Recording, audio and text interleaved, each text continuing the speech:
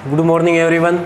10th class का हम first chapter कर रहे थे संसाधन एवं विकास कि संसाधन क्या होते हैं और उनका विकास किस प्रकार से किया जाता है। तो अभ्यास का जो तीसरा प्रश्न है उसमें हम आ गए हैं। इसमें तीसरे प्रश्न का पहला पॉइंट जो दे रखा है कि G6 नंबर पेज पर है कि भारत में भूमि उपयोग का प्रारूप का वर्णन कीजिए। और 1960-61 से वनों के अंतर्गत महत्वपूर्ण वृद्धि नहीं हुई, इसका कारण क्या है। 1960-61 यानी कि आज़ादी के करीब जो वन थे उसमें वृद्धि नहीं हो पाई है। अब भारत में भूमि उपयोग, सबसे पहले तो भूमि एक प्राकृतिक संसाधन है, हमें इसका संरक्षण करना चाहिए क्योंकि भूमि है उसका निर्माण या उसकी उत्पत्ति आसानी से नहीं होती है। भूमि को बनने में या उसके निर्माण में, उत्पत्ति में जब 1 या 2 सेंटीमीटर भूमि बनती है तो उसमें भी हज़ारों वर्ष लग जाते हैं। तो भारत में भूमि उपयोग किस प्रकार से है। भारत का कुल क्षेत्रफल कितना है 32 पॉइंट, क्षेत्रफल कितना है 32.8 लाख वर्ग किलोमीटर है। अब भारत के इस क्षेत्रफल, ये जो क्षेत्रफल है इसका उपयोग हम किस प्रकार से कर रहे हैं वही हमें बताना है। इस पर कई प्रकार के कार्य होते हैं। जबकि देश की कुल भूमि के 93% यानी कि जो कुल भूमि है 100% इसको मानते हैं या है, तो इसका 93% भूमि का हम उपयोग कर रहे हैं। वो किसी भी कार्य के लिए हो सकते हैं क्योंकि भूमि का उपयोग है वो अनेक प्रकार के कार्यों के लिए, जिससे कि हम कृषि के लिए करते हैं, कृषि के लिए भूमि का उपयोग। अब भारत एक कृषि प्रधान देश है। यहाँ की अधिकतर जनसंख्या आज भी 50% से अधिक जनसंख्या है वो कृषि या उससे संबंधित कार्यों पर निर्भर है। दूसरी बात, कृषि पर निर्भर बहुत से उद्योग भी है जो कि देश की अर्थव्यवस्था को गति प्रदान करते हैं। तो कृषि बहुत ही महत्वपूर्ण है। अब कृषि है वो मुख्य रूप से समतल भूभागों में होती है और भारत का जो समतल भूभाग है वो मैदानी क्षेत्र है वो 43% है। लेकिन भारत अब 43% मैदानी भाग पर तो कृषि नहीं होती संपूर्ण पर, तो कहीं पर रेलवे लाइन है, कहीं पर सड़क मार्ग है, कहीं पर भवन है, तो उसमें 43% या 43% जो समतल भूभाग है उसमें भी कमी हो जाती है। लेकिन फिर भी भारत ने अपने कृषि क्षेत्र को 43% से बढ़ा दिया है। बढ़ाने का कारण क्या है, जो पर्वतीय क्षेत्र है वहाँ पर सीढ़ीदार कृषि की जाती है, जो पठारी क्षेत्र है वहाँ पर कृषि की जाती है।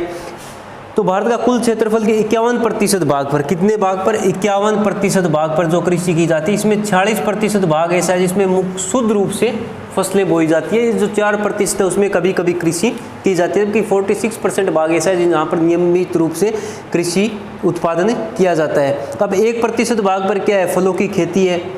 8% में प्रतिभूमि है। प्रतिभूमि क्या होता है कि हम कुछ से वर्षों तक खेती करते हैं फिर उस भूमि को छोड़ देते हैं, उसको प्रतिभूमि कहा जाता है। अब कुछ राज्य ऐसे हैं जहां पर अत्यधिक कृषि की जाती है, अत्यधिक भूमि पर कृषि की जाती है, जैसे कि पंजाब, हरियाणा, मध्य प्रदेश, उत्तर प्रदेश, बिहार, पश्चिम बंगाल, ये समतल भूभागीय क्षेत्र है। यहाँ पर शुद्ध बोया गया क्षेत्र अधिक है क्योंकि यहाँ पर एक वर्ष में 2 फसलें, एक वर्ष में कितनी फसलें ली जाती है 2 फसलें। और कई स्थान तो ऐसे है जहाँ पर सिंचाई की सुविधा उपलब्ध है, वहाँ पर 3 फसलों का भी उत्पादन किया जाता है। और जो भारत के उत्तर पूर्व के राज्य है या फिर पर्वतीय पठारी क्षेत्र है वहाँ पर भी कृषि की जाती है, लेकिन वो मुख्य रूप से साल में एक ही फसल का उत्पादन कर पाते हैं। उसके बाद में है चरागाह। चरागाह क्या हो, जब पशुओं को किसी स्थान पर चराया जाता है या पशुओं के लिए एक स्थान छोड़ दिया जाता है जहाँ पर घास उगाती है और पशुओं को वहाँ पर चराया जाता है, चरागाह। अब भारत में धीरे धीरे है वो चरागाह कम होते जा रहे हैं। कारण है कि इनको साफ करके वहाँ पर कृषि कार्य करना लोगों ने आरंभ कर दिया है। ये भारत में बहुत ही कम चरागाह, भारत की कुल भूमि का केवल 4%, कुल भूमि का कितना है केवल 4% ही चरागाह है जहाँ पर पशुओं को पाला जाता है और उनसे अनेक प्रकार के उत्पाद है वो प्राप्त किए जाते हैं। उसके बाद में आता है वन। अब भारत में वनों की स्थिति है बहुत ही दयनीय है, लगातार प्राकृतिक वनों को काटा जा रहा है।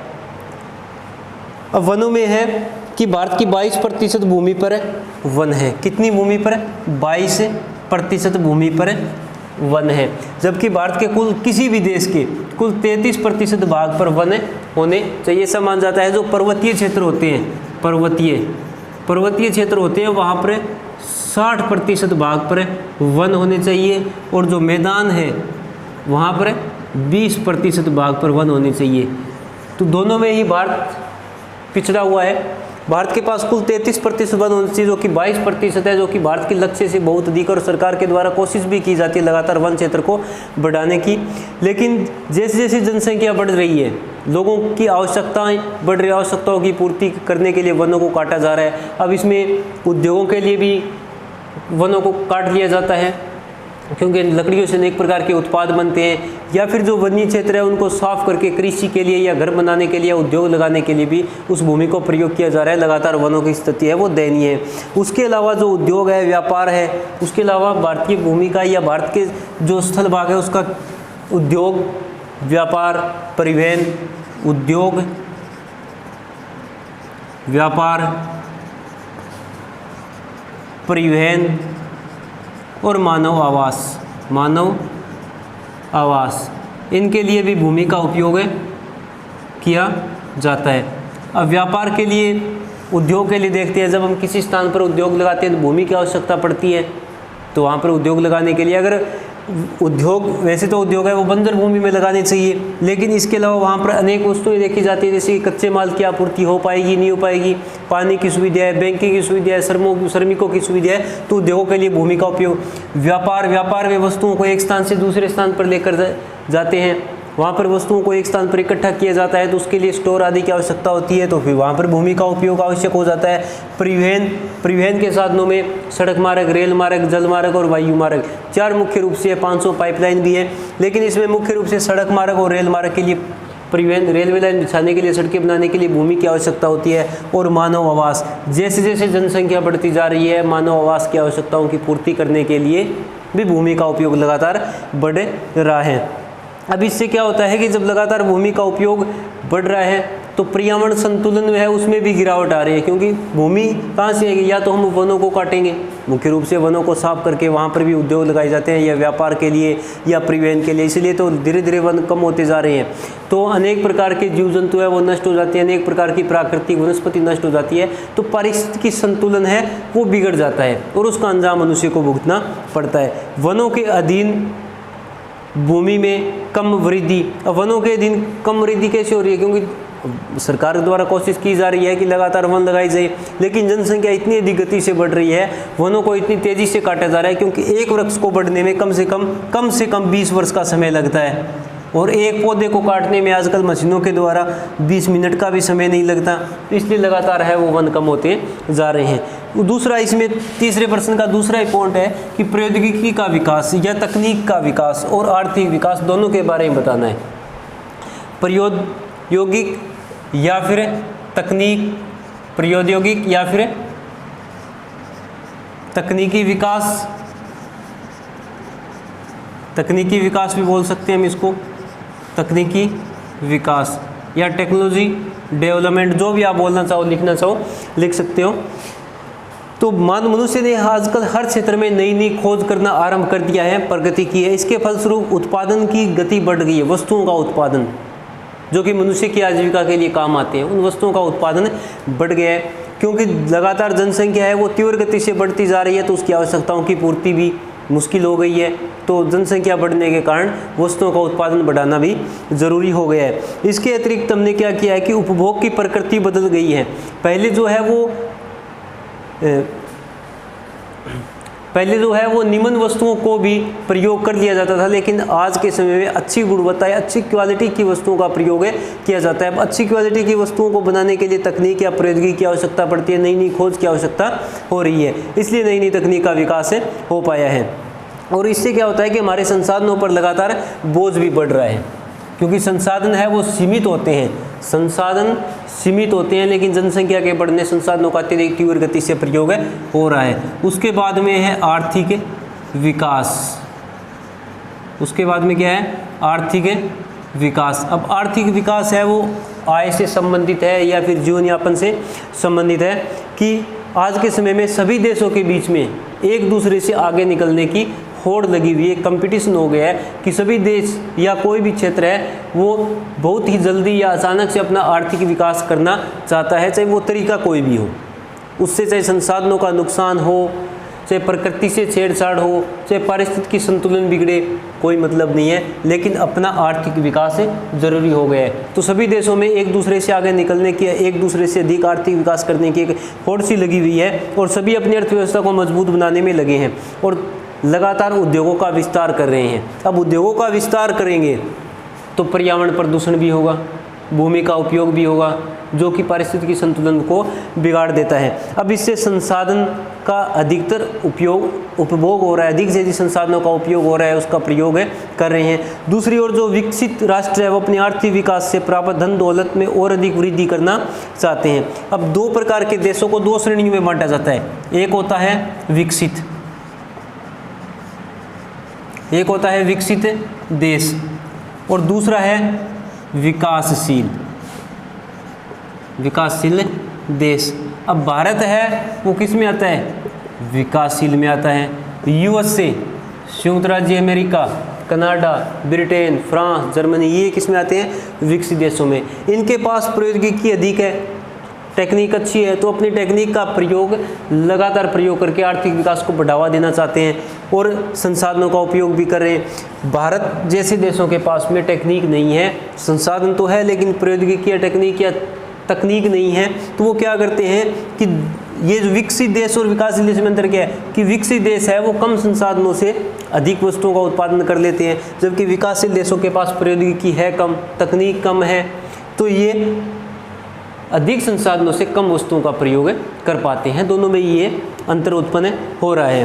उदाहरण के लिए संयुक्त राज्य अमेरिका संसार के औसत से 5 गुना पेट्रोलियम का उपयोग करता है और अन्य विकसित देश भी पीछे नहीं है। अब अमेरिका अधिक पेट्रोलियम का प्रयोग क्यों कर रहा है? क्योंकि यहाँ पर उद्योग बहुत अधिक है, अमेरिका में उद्योग बहुत अधिक है। अब उद्योगों को चलाने के लिए बिजली की या विद्युत की आवश्यकता होती है, कोयला है वो लगातार समाप्त हो रहा है, इसलिए यूएस से वो अधिक पेट्रोलियम का उपयोग कर रहा है, इसलिए यूएस से वो पेट्रोलियम का अधिक उपयोग कर रहा है। उसके बाद में आपके क्वेश्चन होते हैं वेरी शॉर्ट क्वेश्चन है, वो मल्टीपल चॉइस क्वेश्चन है जिसमें आंसर दिए गए हैं। फिर वस्तुनिष्ठ प्रश्न है, उसमें भी आंसर, और सारे के सारे ये प्रश्न है ये हम पढ़ चुके हैं पीछे, चाहे आपके मल्टीपल चॉइस है या फिर ऑब्जेक्टिव टाइप क्वेश्चन है, ये हमने पढ़ लिए हैं। इसी शुरू में हमने एक समरी पढ़ी थी लेसन की, विषय परिचय पढ़ा था, उसी में से निकल के आए हैं। अति लघुत्तरीय वेरी शॉर्ट है, ये भी हमने पढ़े हैं कि संसाधन क्या होते हैं, प्राकृतिक उपहार कैसे हैं, कुल बोया गए क्षेत्र, शुद्ध भौतिक कारक मानवीय का, सभी प्रकार के क्वेश्चन हमने शुरू में जो समरी हमने पढ़ी थी, अगर उसको हम ध्यान से पढ़ लेते हैं तो लगभग सारे क्वेश्चन मिल जाते हैं। उसके बाद में हम शॉर्ट क्वेश्चन करेंगे, क्योंकि शॉर्ट और लॉन्ग करने के बाद में सारे क्वेश्चन क्लियर हो जाते हैं। अब शॉर्ट का इसमें आप पहला देखिए, प्राकृतिक संसाधन और सांस्कृतिक संसाधनों में अंतर क्या है? प्राकृतिक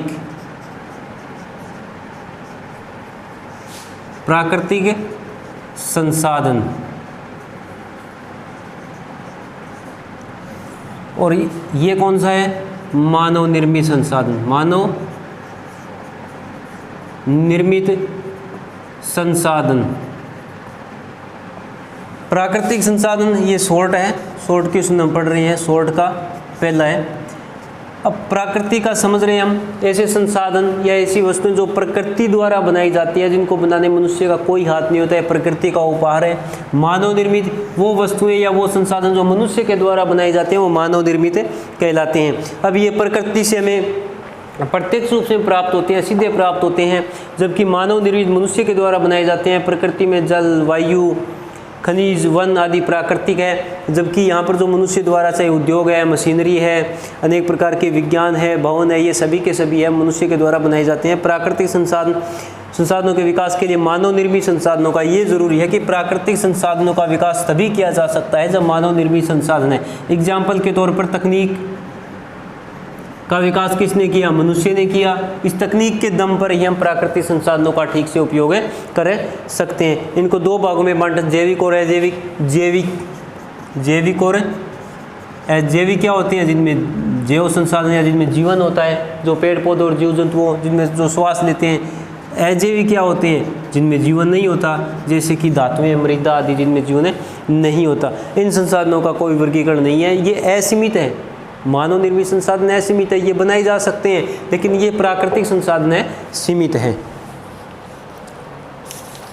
दूसरा प्रश्न है निजी संसाधन तथा समुदायों के। अब निजी का नाम आपने सुना होगा, निजी जो किसी एक व्यक्ति का संसाधन होता है, जिस पर किसी एक या दो व्यक्तियों का अधिकार होता है, वो निजी संसाधन के अंतर्गत आते हैं। जबकि सामुदायिक संसाधन क्या होते हैं, जिन पर किसी एक पूरे समुदाय का अधिकार होता है, निजी संसाधन। दूसरा है सामुदायिक संसाधन।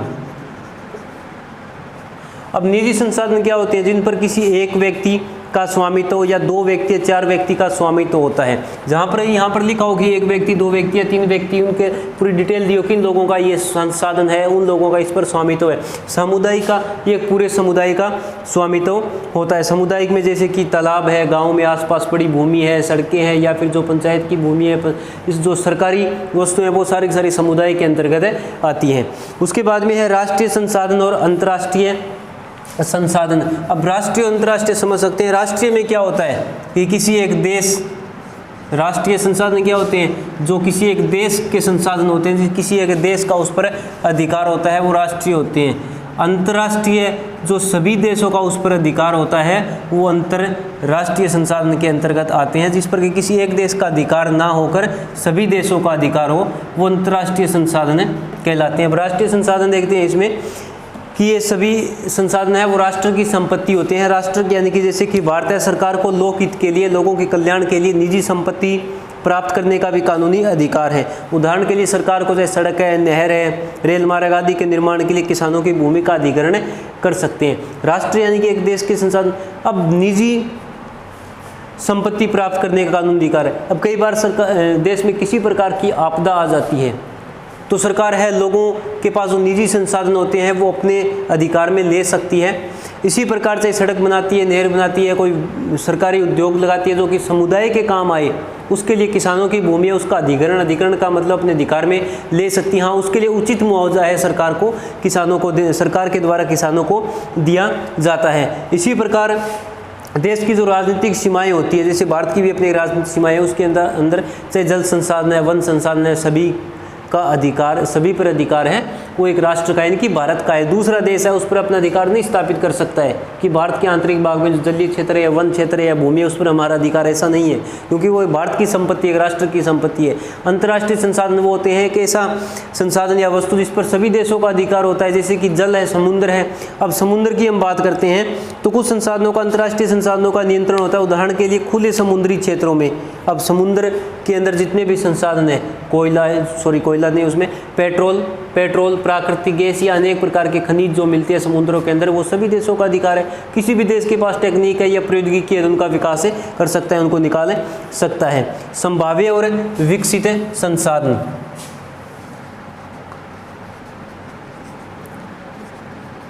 संभाव्य और विकसित।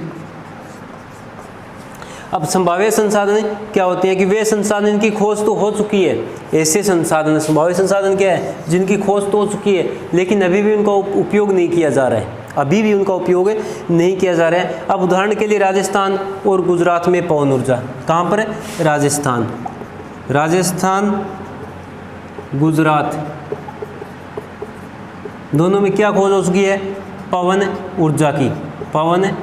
ऊर्जा की। अब ये वैज्ञानिकों ने ये खोज तो कर ली है, क्योंकि वहाँ पर पवन की गति अधिक है, इसलिए वहाँ पर पवन ऊर्जा बनाई जा सकती है। जैसलमेर के निकट 70 किलोमीटर की लंबाई में एक पवन ऊर्जा फार्म भी लगाया गया है, गुजरात में भी भुज में लगाए जा रहे हैं।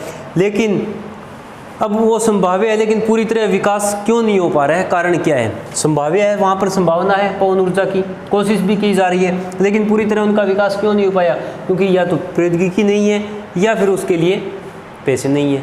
दो ही कारण हो सकते हैं। पता चल गया हमें कि वहाँ दोनों स्थानों पर पवन ऊर्जा बनाई जा सकती है, पवन से विद्युत बनाई जा सकती है, लेकिन फिर भी उनका विकास नहीं हो पाया है। संभावना है, विकास क्यों नहीं हो पाया है, क्योंकि या तो हमारे पास टेक्निक नहीं है, प्रौद्योगिकी नहीं है पवन से ऊर्जा बनाने की, या फिर हमारे पास पैसे नहीं है, आर्थिक विकास हम नहीं कर पाए हैं।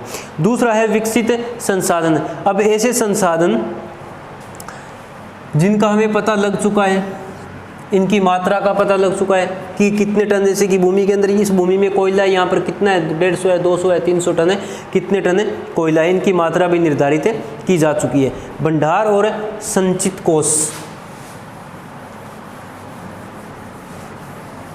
भंडार और संचित कोष।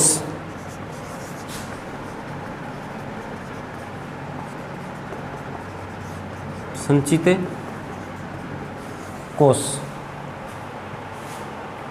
अब भंडार क्या होते हैं? ये जो संसाधन मनुष्य की आवश्यकताओं की पूर्ति करते हैं, जरूरत पूर्ति करते हैं, पर मनुष्य के पास इनके विकास के लिए उचित तकनीक का अभाव है। अब भंडार के लिए हम देखते हैं कि हाइड्रोजन और ऑक्सीजन, हाइड्रोजन और ऑक्सीजन दो जलने वाले पदार्थ हैं।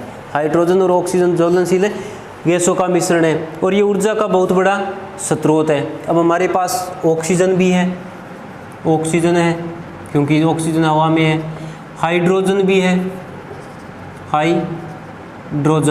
हाइड्रोजन भी है, लेकिन इनका हम फिर भी प्रयोग, भंडार है हमारे पास इनके।